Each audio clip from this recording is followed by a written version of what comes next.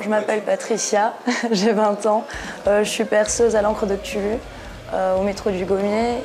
Je fais des études en tant qu'assistante vétérinaire aussi et je suis Suicide Girl Hopeful au nom d'Aglaopé. Depuis que je suis gamine, mon père m'a acheté plutôt des magazines de tatouage plutôt que des magazines pour enfants. Je sais pas, le premier magazine qu'il m'a acheté, je pense que je vais avoir 7 ans, quelque chose comme ça. Et du coup, voilà, j'étais en admiration face à toutes ces couleurs, tout ce type de dessins différents. Et à partir de là, j'ai commencé à avoir envie moi aussi de me faire tatouer. Par contre là d'un coup mon père a compris sa connerie et ne voulait plus m'acheter de magazine, mais c'était trop tard. À 11 ans j'ai commencé à dessiner mon premier tatou qui est sur l'omoplate. C'est une hirondelle. J'ai tanné mes parents tout le temps et dès que j'ai eu mes 18 ans je l'ai faite. Et à partir de là je ne me suis plus arrêtée. J'avais promis à mes parents que j'en ferais aucun visible. Et j'essaie de m'y tenir parce que pour le moment, voilà, j'ai mon boulot, mais tout n'est pas acquis, donc je préfère garder au maximum caché. J'en ai un sur le dos qui va bientôt se continuer sur une grande partie du dos.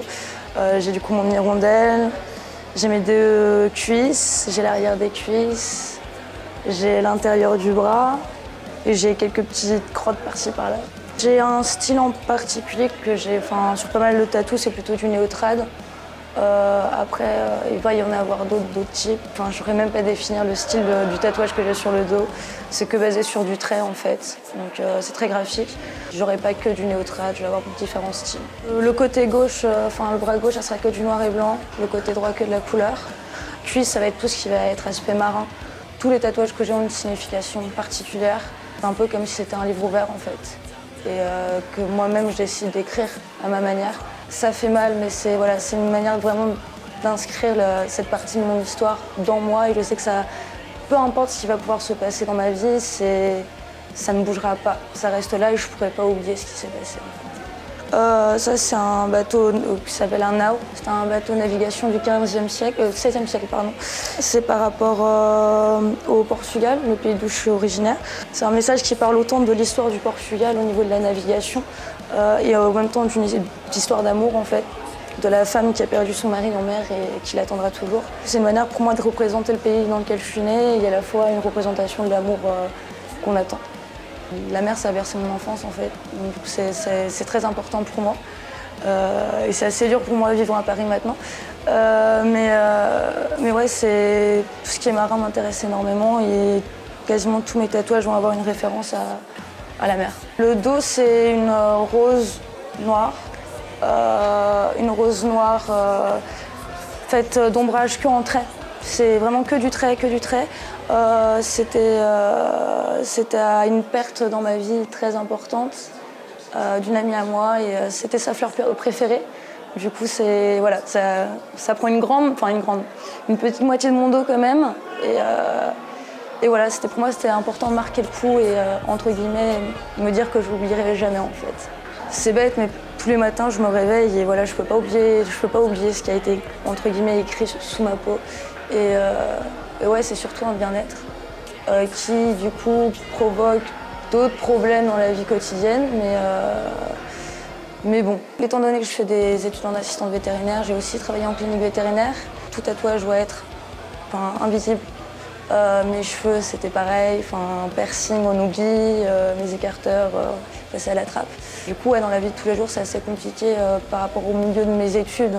Ça met énormément de freins et même avant que je travaille à l'encre de Cthulhu, le fait d'essayer de trouver un boulot, ça passait pas. Même si maintenant les mentalités des gens sont un peu plus ouvertes là-dessus, ça reste encore un frein dans certains milieux.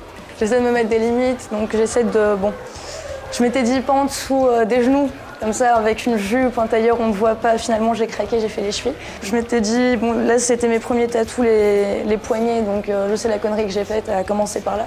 Bon, après il y a eu l'intérieur du bras, mais je me suis dit que ça passait, mais j'essaie tout le temps de faire le moins visible possible, comme ça si demain j'ai un entretien ou quoi, que rien ne soit visible et qu'on n'aille pas me juger par rapport à ce que je suis et pas par rapport au travail que je peux apporter.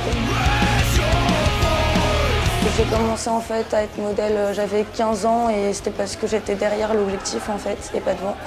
Et petit à petit, avec les tatous, les couleurs de cheveux, les piercings, on a commencé à me proposer d'être devant l'objectif Et finalement, ça m'a plu. Et petit à petit, fil en aiguille, j'ai commencé. Et depuis, ouais, ça fait depuis mes 16-17 ans que je pose à peu près. Et du coup, après, on m'a proposé de rentrer chez les Suicides. Et du coup, j'ai accepté. Et j'ai fait toutes les démarches. Et puis voilà. Niveau musique, bah, c'était pareil que le tatou. Mon père m'a mis dedans quand j'étais petite. Donc, il y avait du Tarantula dans la voiture.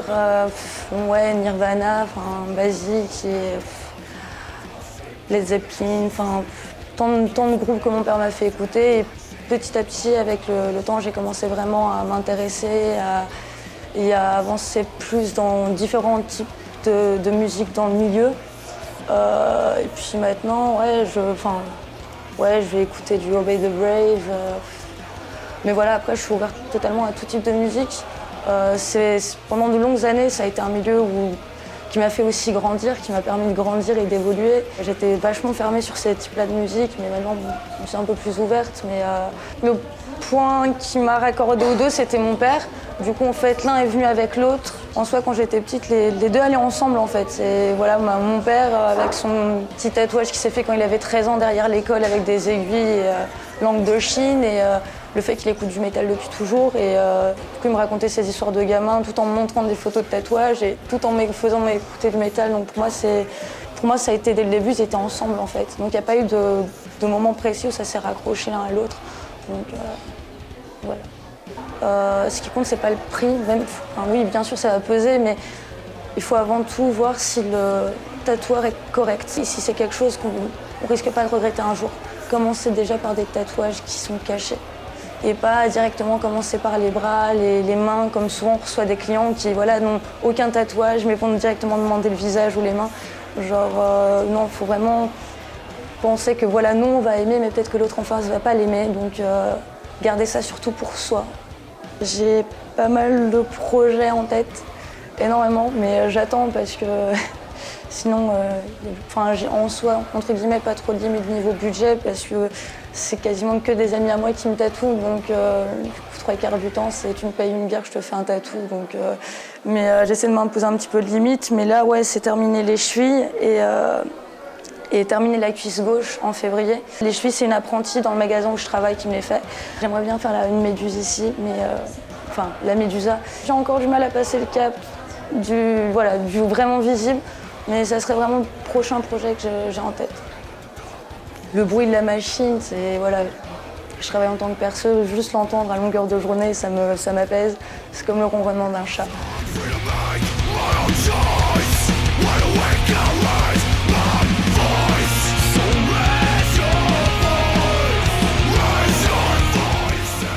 Provisoirement, tel impact et merci beaucoup.